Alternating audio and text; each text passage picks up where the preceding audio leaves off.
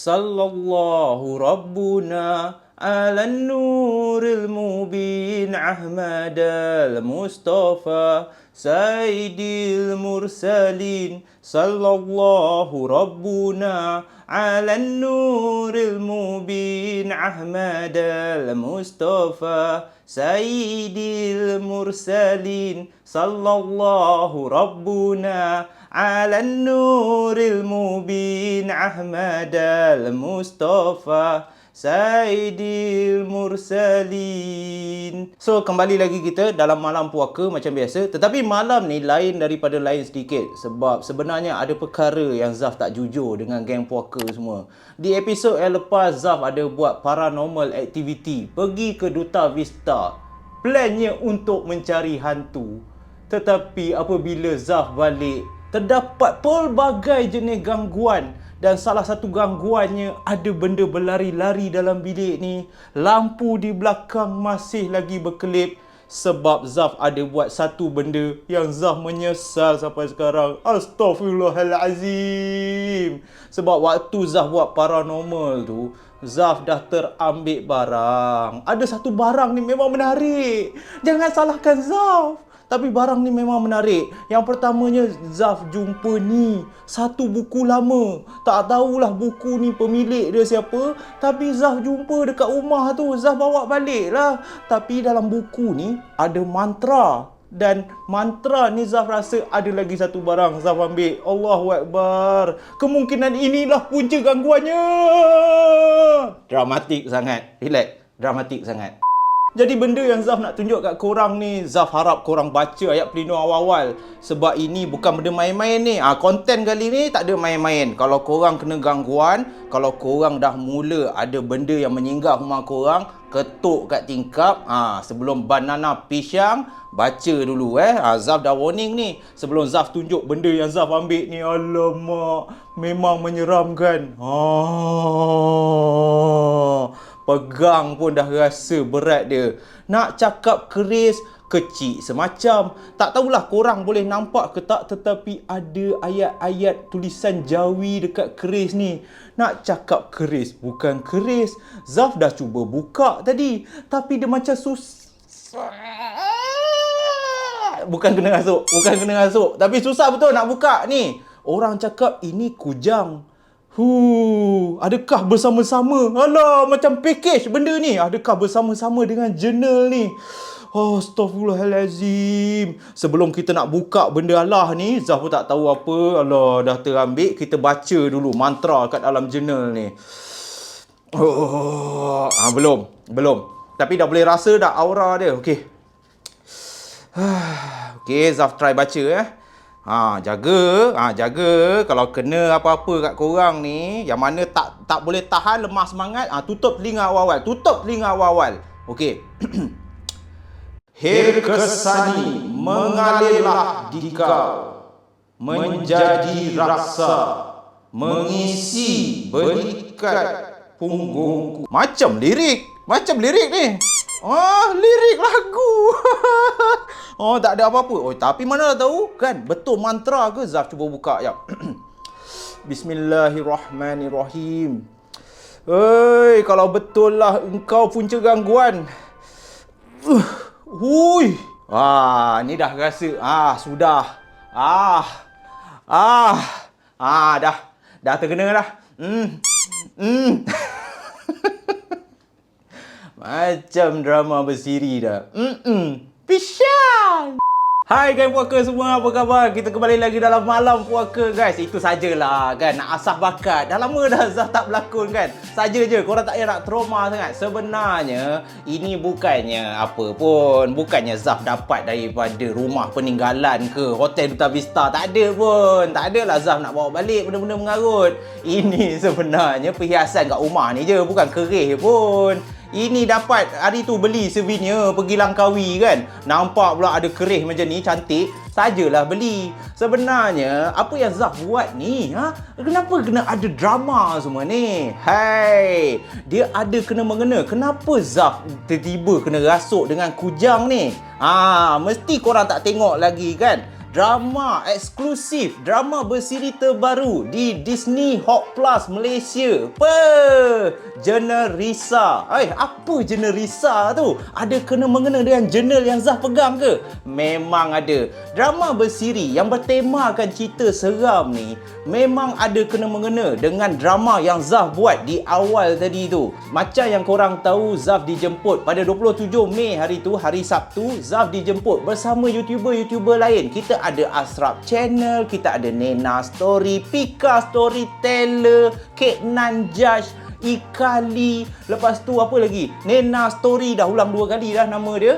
Kamarina Hashim, semua YouTuber terkenal lah untuk tengok drama bersiri episod yang pertama, siri yang paling seram, yang paling mendembarkan dekat Disney Hot Plus Malaysia sekarang ni. Yang mana belum langgan, pergi langgan cepat-cepat. Dan cerita apa? Ramai yang tanya, ramai yang nak tahu. Jurnal Risa ni berkisah tentang apa? Dia adaptasi kisah benar daripada Risa Saraswati. Dia ni seorang YouTuber kisah seram dan dikatakan Risa ni ada kebolehan. Dia ada mata ketiga, ataupun orang cakap hijab mata dia dah terbuka sejak dia berumur 13 tahun. Jadi cerita Jurnal Risa ni berkisahkan tentang kehidupan Risa waktu umur 13 tahun. Dia tinggal di Indonesia dan apabila ada cuti sekolah tu, Risa bersama sepupu-sepupu dia, Angga, lepas tu Niko lah, Kakang dengan Indi.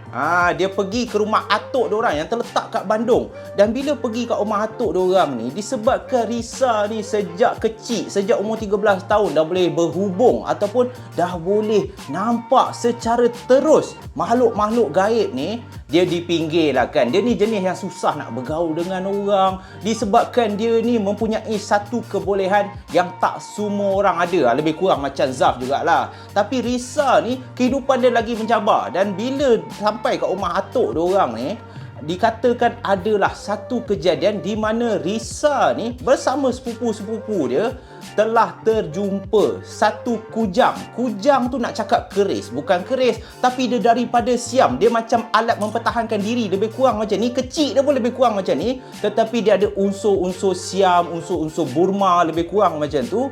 Dan sejak daripada diorang jumpa kujang tu, diorang terpaksa memulangkan balik kujang tu dan telah berlakunya beberapa gangguan. Sebab Niko, Kakang dan juga Angga ni pergi ambil kujang yang diorang jumpa kat rumah terbiar, bawa balik rumah atuk diorang. Bam! Risa dah mula nampak benda pelik-pelik. Lepas tu, cerita Jurnal Risa ni, diorang nak kena cari balik pemilik sebenar kujang tu. Sebab kujang tu telah menghantui Risa dan sepupu dia. Dan itulah misi terbaru Risa dalam kisah Jurnal Risa. So, kalau korang yang mana excited, yang tak sabar macam Zaf juga, dah tengok episod pertama tu, percayalah cakap Zaf, korang takkan menyesal. Memang mendebarkan hantu Mak Datuk. Zaf dah nak terkencing tau. Hantu tu datang ke? Real betul. So, mana yang belum langgan Disney Plus Hotstar Malaysia, pergi langgan cepat. Selain Jurnal Risa ni, macam-macam cerita lah. Nak sembang je kan 2 jam. So, lepas Zaf dah cerita pasal Jurnal Risa, nak apa lagi sebenarnya? Lepas kita orang dah menonton episod pertama tu, adalah sesi round table, orang cakap meja bulat. Ada YouTuber, ada TikTokers, ramai betul influencer. Kita orang duduk dan berbincangkan berkenaan cerita tu dan juga pengalaman sebenar yang kita orang alami. Korang sure dah tak sabar dah nak dengar ni. Sebab ramai korang boleh dengar cerita yang korang tak pernah dengar. Nena Story pernah kena ganggu, Syafinas, Kekda pernah kena ganggu, Hey Shadows pernah kena ganggu, Kamarina pun, alamak, cerita dia meremang tau. So, tak nak cerita banyak dah. Zaf harap korang terhibur. Dan lagi sekali Zaf ingatkan, episod Jurnal Risa ni akan keluar setiap hari Sabtu dan juga Ahad. Seminggu tu akan ada 2 episod dan cepat-cepat langgan. Sebab dia baru. Ni minggu ni akan keluar lagi 1 episod baru. So, pergi kat Disney Plus Hotstar Malaysia dan terus korang boleh tengok secara eksklusif kisah seram berdasarkan kisah benar Jurnal Risa. So, intro pun dah intro, cakap banyak pun tak nak. Zaf harap korang terhibur dengan konten pada malam ni. Meja bulat puaka special Zaf bawakan khas untuk korang. Pengalaman seram YouTuber guys. Let's go.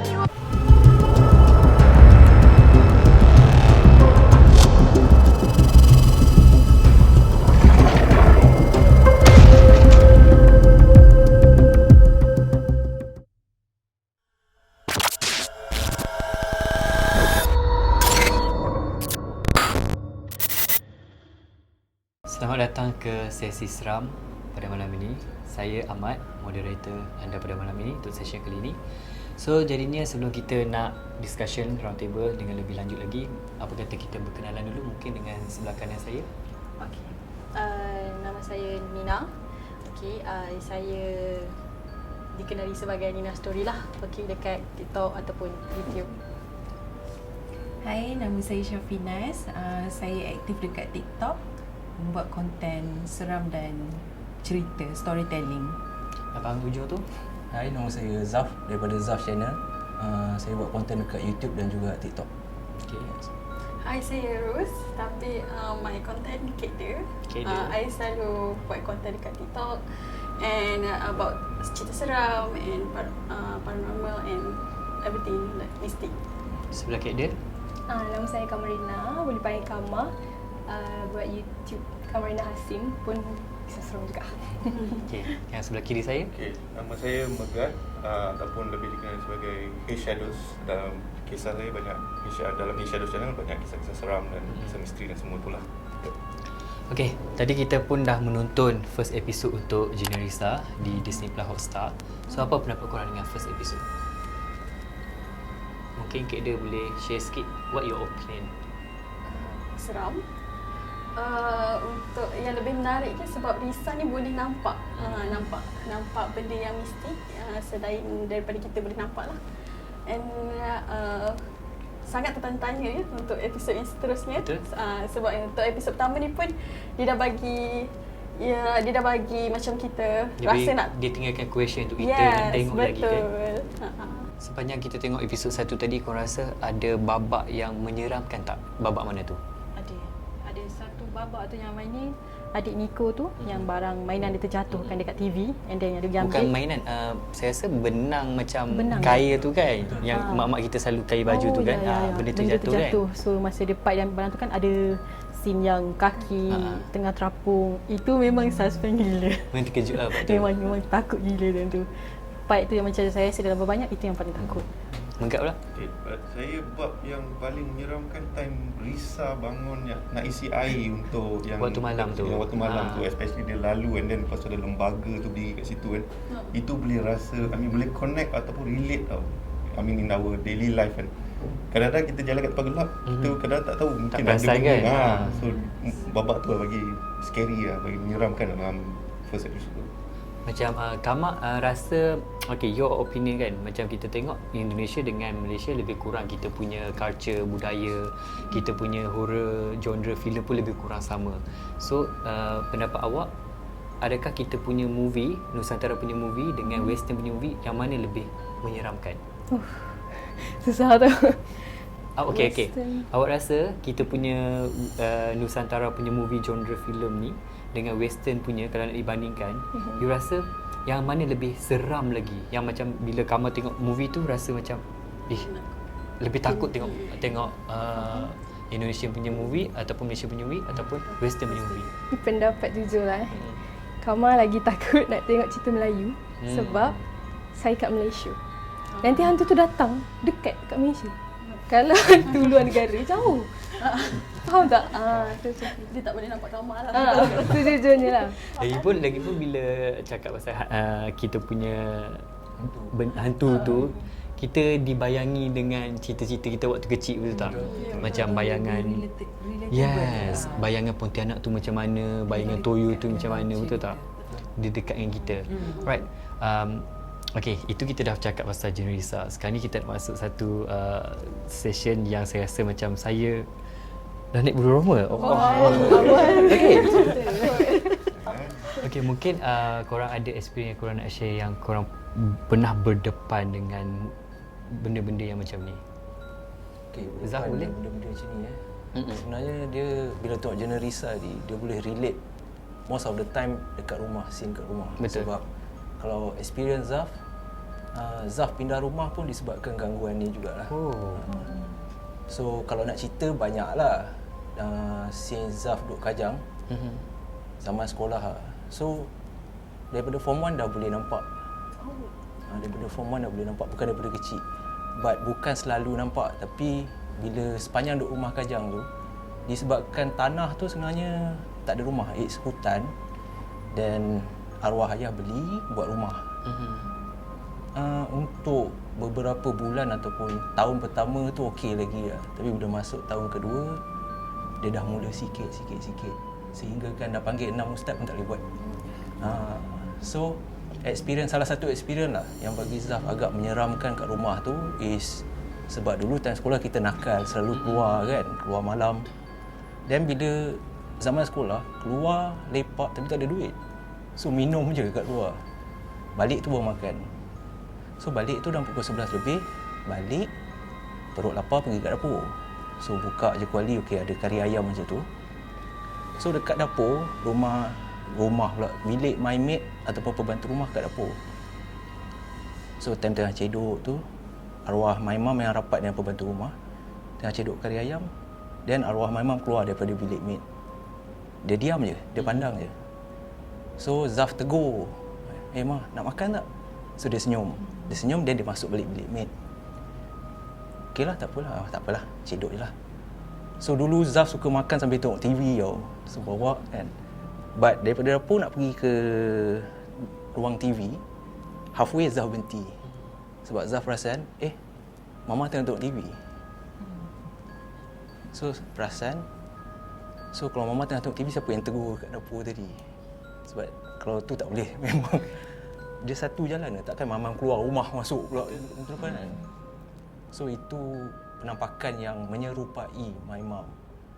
Dan lagi satu, towards the end, bila dah form 5, dah nak keluar, my dad yang paling susah nak lepaskan rumah tu. Sebab kan hasil kerja dia, hasil duit kerja kan.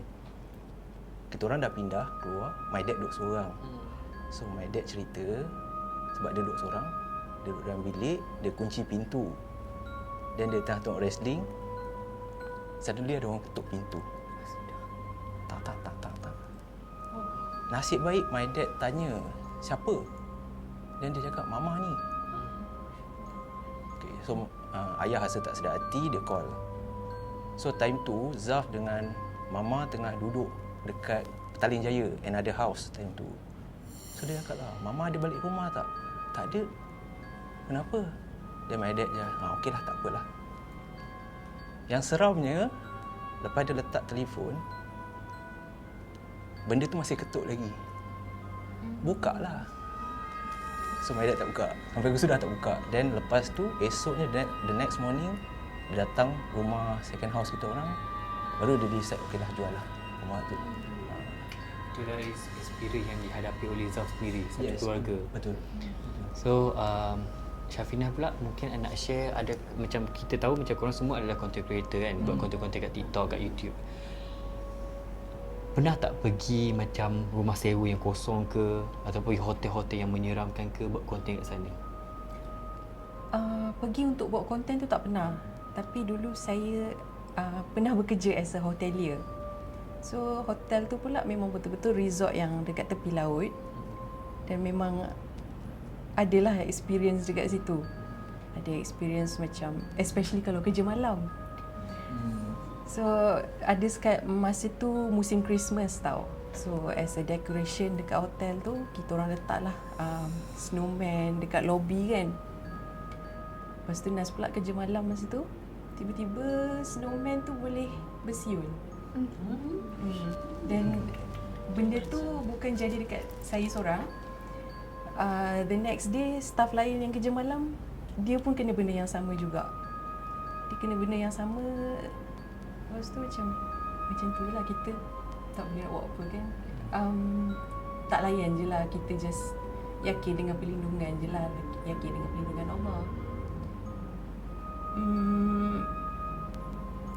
Apa lagi dekat hotel tu sebenarnya banyak experience.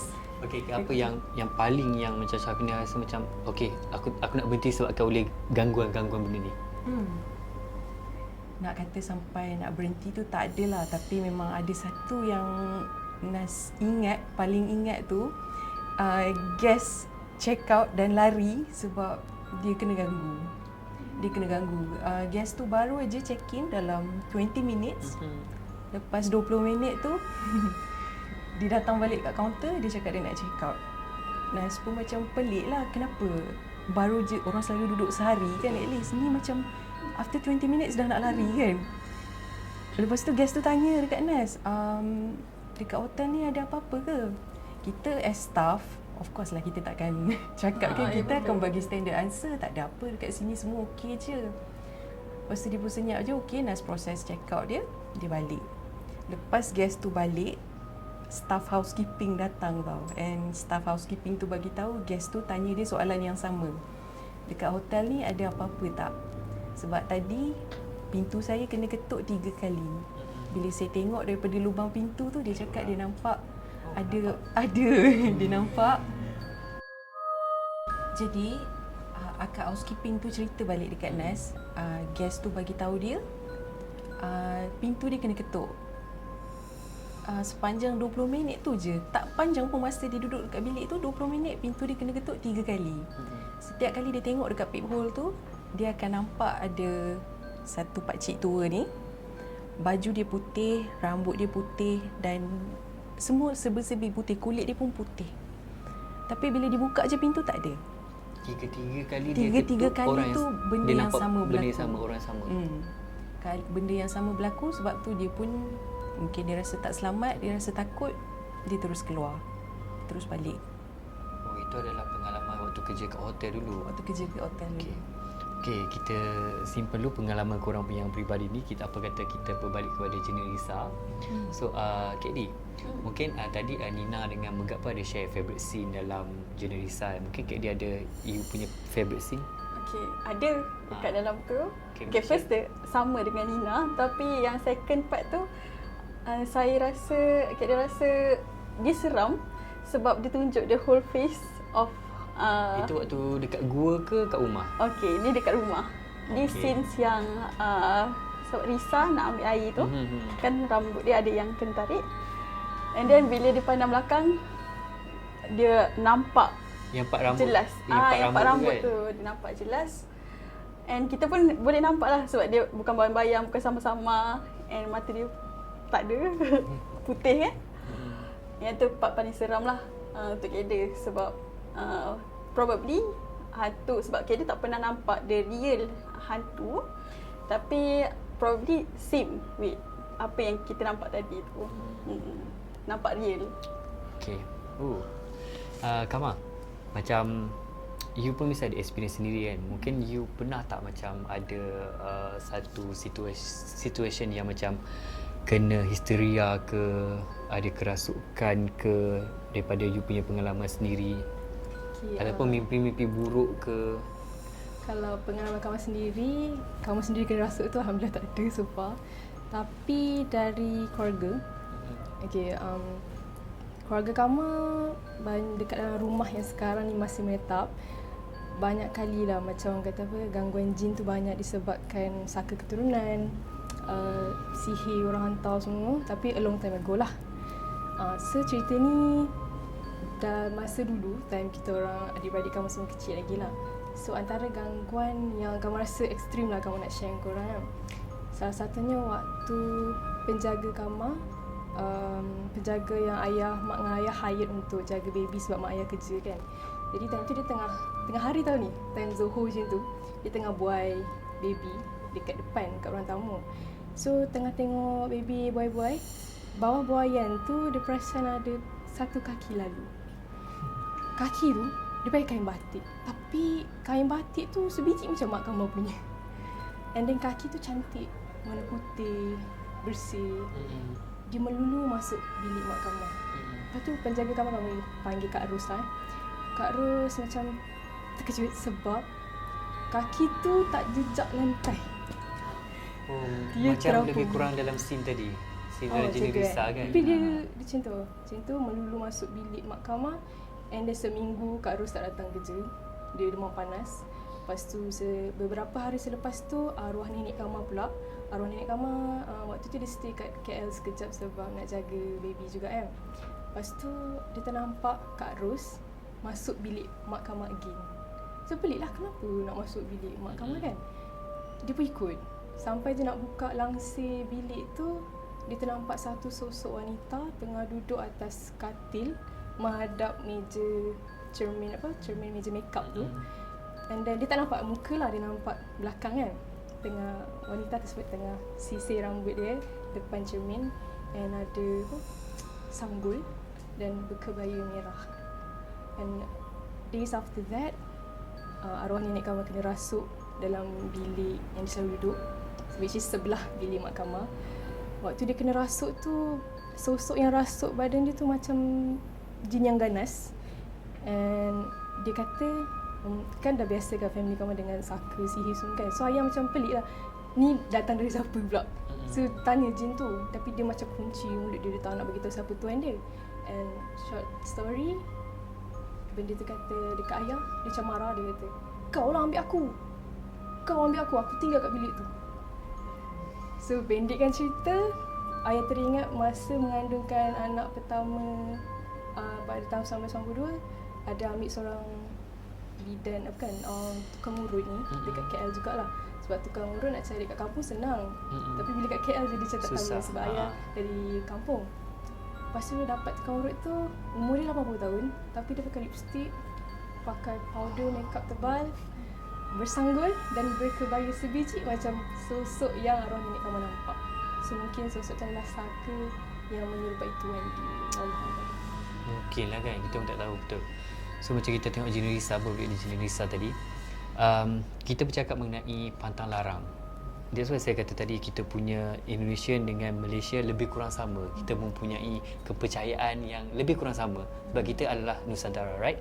So bila masuk hutan tu, kita kena jaga percakapan, jangan buang sampah, betul tak? Mungkin korang ada macam any advice ke nak share dengan kita, macam pantang larang yang mungkin korang tahu ke apa ke, selain daripada masuk tempat orang, jaga mulut, jangan buang sampah. I think part ni I boleh share dari segi personal experience, because I jenis yang actually zaman dulu lah, kurang ajar sikit lah. Kalau karakter nak relate Jin Risa ni sebiji macam Nico yang rambut kerinting tu kan. Saya macam tu, saya jenis suka provoke. Okay, so macam kita cerita Jin Risa tadi tu, satu karakter yang Nico tu, yang dia jenis yang outspoken, and then dia main buat je semua tu memang boleh relate pada saya sendiri, because saya dulu memang jenis macam tu. Orang cakap jangan buat, saya kepersoalkan. What? Kenapa tak boleh? Budak nakal ni. And saya sendiri akan pergi kat situ. Macam saya cakap yang orang kata jangan nyanyi bawah pokok. Saya bawa gitar semua dengan member, nyanyi non-stop, main. End up benda tu follow balik. So macam dalam case ni yang paling penting satu, yes, adab, satu lagi. And then another thing is that kita selalu fikir yang kita lagi macam nak takut apa. Kita manusia kan, kita lagi dahsyat kan. Kita fikir kita power, padahal hakikatnya kadang-kadang luaran nampak power, tapi dalaman kita yang selalu kantoi.